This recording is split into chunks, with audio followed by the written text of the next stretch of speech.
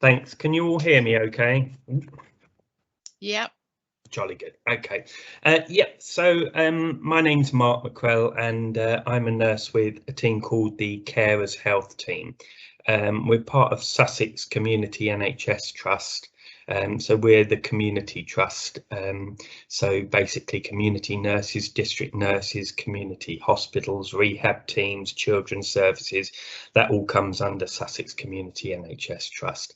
And our role is looking at the health and well-being of carers, and we cover the entire West Sussex area. Unfortunately, we don't cover East Sussex. Our team's mainly nurses and occupational therapists, but the occupational therapists don't go in as OTs per se with a view to equipment provision. We go in with the clinician's head in terms of looking out for the carer. Next slide, please. So why carers health in the first place? Why is it so important? So according to Carers UK, there's about 6.5 million carers in the UK that are helping loved ones that have increasingly more complex needs, and that figure's more likely to be nearer 9 million since the last audit. Essentially, it's about 1 in 8 carers. In the one person in 8 of a carer in the UK. In West Sussex, we've got about 120,000 carers. East Sussex, it's nearly 70,000. And that number goes up all the time, almost 6,000 new carers a day, every day. And what I would say is in March 2020, there was about an additional 4.5 million people who became carers almost overnight with the onset of the COVID pandemic in this country. That were adults that were providing unpaid care to older or younger, disabled or ill relatives or friends at the height of the pandemic. But even before the pandemic and long after, when things settle, this group of informal carers, it's substantial, and their contribution to society is immeasurable. Basically, the value of the contribution made by carers in the UK is now about £132 billion a year. So essentially saving, it's about a fifth of the UK government spending. So it's immeasurable. But caring, we know, can have a detrimental impact on the health and well-being of the carer, and thus it has a knock-on effect. And as a result, in 2014, the NHS Commitment of for Carers paper came out to recognise and ask us in the NHS to support carers so that they may remain mentally and physically well. It's to raise the profile of carers and recognises increasingly elderly populations, increased numbers of people with lifelong conditions and disabilities, and the impact that this will continue to have on carers. And so noticing the gap in services specific to carers and focusing on the health and well-being of carers, the Joint Commissioning Unit in Sussex, in partnership with the CCGs, commissioned this specialist team with the aim to maximise the health and well-being of our carers in conjunction with our health and social care partners and charities. Can I have the next slide, please? So when we talk about how caring can have detrimental impacts, what do we mean? So it's worth noting as well, in the 2011 census and more recently in a GP patient survey by the NHS, by NHS England, it's shown that carers were more likely than non-carers to have poor health and health outcomes, and this was before the COVID-19 pandemic. The COVID-19 pandemic has seen about 81% of carers taking on increasing hours of care, often with less or no support. And this has had a significant and detrimental impact on carers' health and well-being, with over 2/3 of carers, 69%, reporting worsening mental health outcomes, and had 64% said their physical health had got worse as a result of the pandemic. So in terms of mental health, stress and anxiety. So stress and anxiety are quite common among carers. Stress due to the demand of caring. There's time constraints, often a lack of understanding and empathy from the cared for person themselves and from others around them, other people, family, friends that don't understand specifically what the carer has to go through. Anxiety, anxiety about failing for the cared for, failing them.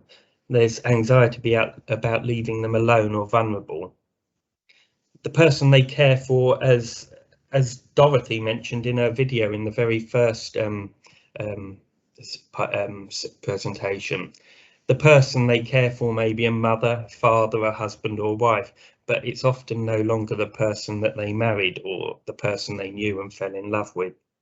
And this can leave them feeling hurt, resentful. There's physical health. The physical health of our carers is paramount. We want them to remain physically healthy so that they can keep doing what they want, essentially.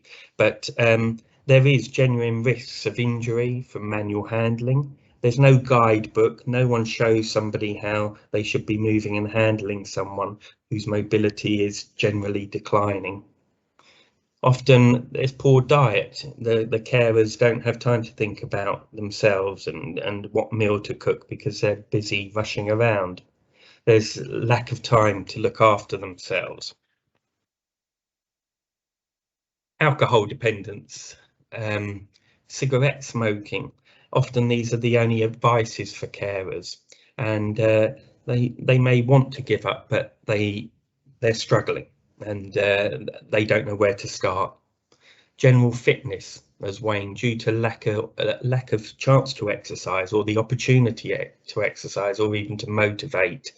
Blood pressure, simple things, that number of carers that have high blood pressure, but they don't even know it because they haven't had a chance to see their GP or have a blood pressure check. So caring can leave you both physically and emotionally exhausted. And it can be a strain seeing someone that you care for experiencing pain, distress or discomfort, or simply their disease process deteriorating in front of them. The demands of caring is huge, including sleep deprivation, getting up several times in the night to assist the cared for various reasons, not just continence, but confusion, pain and anxiety. Caring is also isolating. You can find that you can rarely leave the house. You have anxieties about leaving the person you care for. Relationships, then it has a knock-on effect with relationships, the ability to make friendships or maintain friendships. Some friends actually struggle to see the cared for because they themselves don't like to see how their best friend has deteriorated over time. There's financial hardships, carers in poverty. There's a lot of things that they won't be able to afford to do anymore because they've had to give up work and they're earning less. It's worth noting that carers allowance, which is the main carer benefit for carers, is only £67.25. I think it might have gone up to 60p, £67.60. For a minimum, they have to be providing 65 hours of care a week. It's the lowest benefit of its kind. And if the carer is over 65 and in receipt of a state pension, they're not going to be entitled to carers allowance. So becoming a carer can feel like a constant battle. Next slide, please. So what do we do in the Carers Health team? And more importantly, I think what can friends and family do as well? Because I know there'll be many people listening to this that are friends and family, and it doesn't matter really if your friends and family have a veteran with care needs or someone that's not a veteran with care needs. So our team, we see anyone over the age of 18 years of age that provide unpaid support to family or friends who are ill and frail or disabled, have a mental health or substance abuse issue. And we take referrals, self-referrals from carers, carer support and other charities, GPs, district nurses, social services, proactive care. One of the main things we talk about is contingency planning, including frank discussions about planning in the event of emergencies, particularly emergencies that affect the carer, thus leaving the cared for vulnerable. In Carers Health, we approach this, but families and friends shouldn't be afraid to do this as well.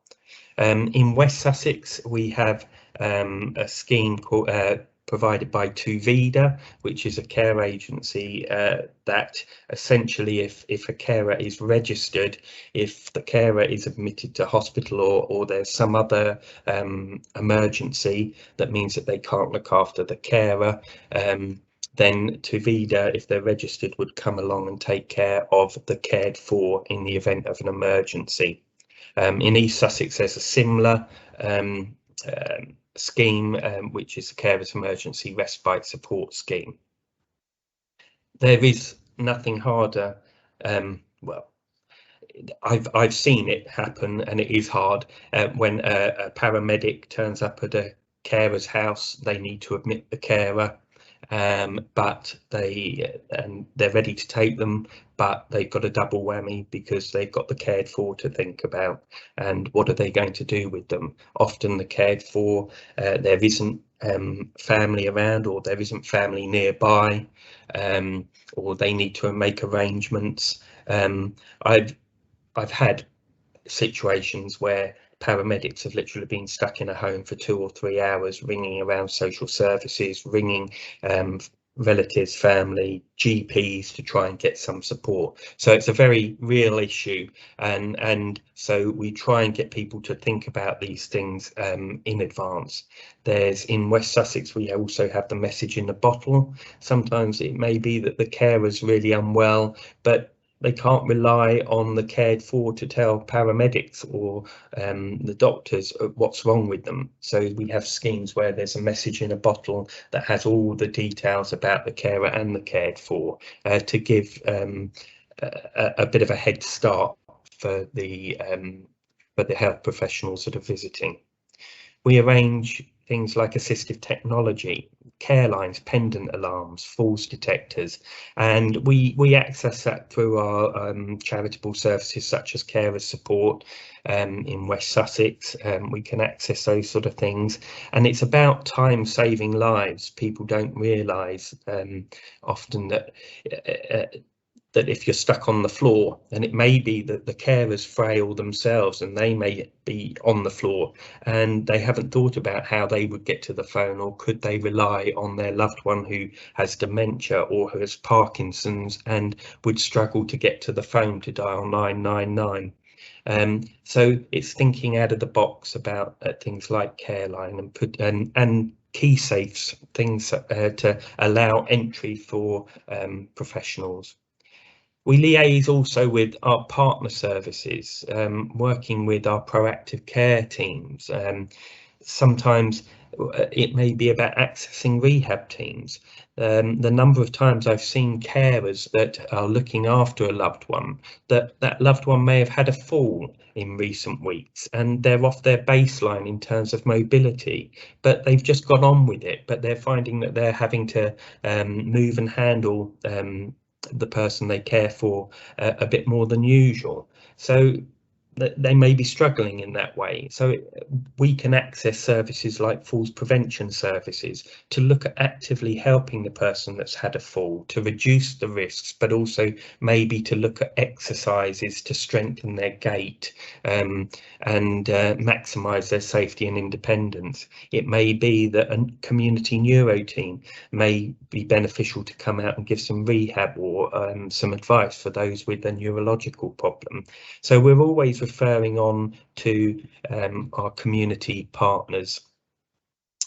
We give some financial advice, basic financial advice, and we can refer on to other charitable services that can help with completing attendance allowance forms and even myself, I'll help people, particularly the more vulnerable, that struggle with form filling. I'll help them.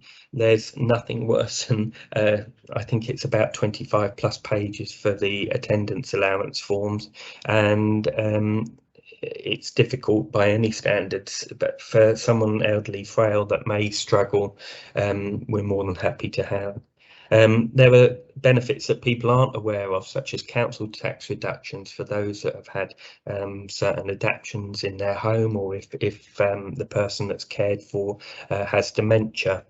There's fuel poverty and water priority services, and ensuring that our most vulnerable are registered with those services. And it's about giving some financial advice, because unfortunately the way it is at the moment is depending on a person's savings, will depend on whether they have to pay for care themselves or whether they can be supported by social services. Everyone's entitled to an adult social care assessment, but often it's about just navigating them through the health and social care system. Mental health, so it's huge. And often I will visit our carers, and we're just there as simply offering an ear to them, to listen to the situation and what they're going through. Often we're the first person that's visiting them, that for them it's always been about the person that they look after and not the person that's cared for, not the carer. So we will often give them the opportunity to offload and for us to listen. We're there to give coping strategies with certain situations, particularly dementia coping strategies. We look at managing sleep deprivation. So many carers up in the night. And yet, in answer to your question, it is only our trust at the moment that provide a Carers Health service. We were the first one in the country, and I believe we're the only one in West Sussex, and it's not in East Sussex or Surrey at the moment. So yes, sleep deprivation is huge. Often waking up in the night to change wet sheets. It may be confusion with someone with dementia, or they've got up in the night, and it's trying to manage those things, and trying to look at ways in which we can support or think out of the box in how carers can respond to the cared for overnight. Then there's physical health. So I mean, one of the biggest things, we'll always look at basic observations, particularly for hypertension. The number of carers that their blood pressures are sky high and they have no idea, or they are on antihypertensive medication, but it's not being reviewed by a GP in some time, mainly because they're not routinely called now, but we've also had a pandemic. And people have just been getting by. I ran a clinic this morning and saw someone whose blood pressure was really quite dangerously high and isn't on any medication. Now, it may be that the discussion was quite emotive for her, that she's going through quite a lot looking after her husband, and so the stress of talking about it may have been a contributing factor, but certainly in those situations we'll be keeping an eye on it over the next few days, and then if it remains high, we'll liaise with the GP with a view to getting it reviewed. We'll give manual handling advice and training to anybody that needs it. The number of times I've seen a hoist delivered and they've never been shown how to use it, but they've got carers coming in 3 or 4 times a day, formal carers. But what happens if their loved one needs a toilet in between those care call times and they've never been shown how to use it? That happens, and so we can help with that. We want to reduce the risk of injury, not only to the cared for, but to the carer. And then continence advice. The number of people that are still going out there, going out and buying continence products when they may well be entitled to continence products on the NHS.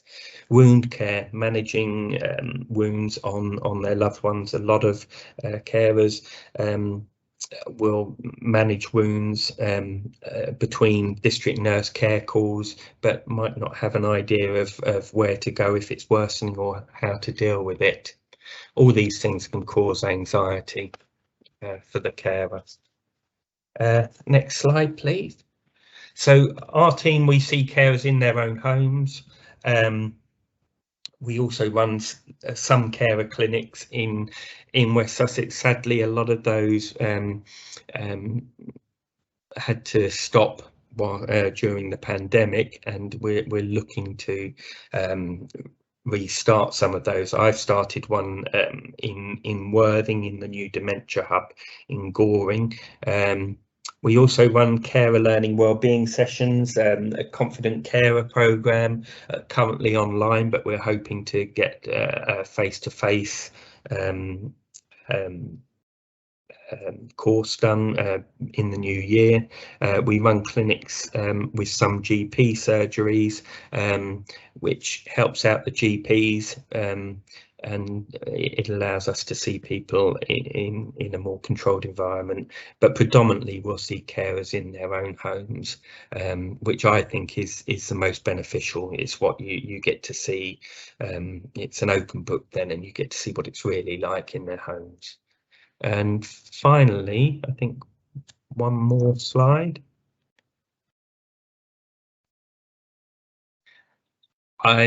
This is a poem I found, and it doesn't matter when I do a session, but I think it highlights what being a carer is really. So being a carer, it's not usually your chosen job. You do it in response to love, loyalty, duty or circumstance. You look after or provide health, safety and comfort. You worry. You're afraid to be ill. You feel isolated and lonely. Are under huge amounts of stress. You have to be reliable and very adaptable.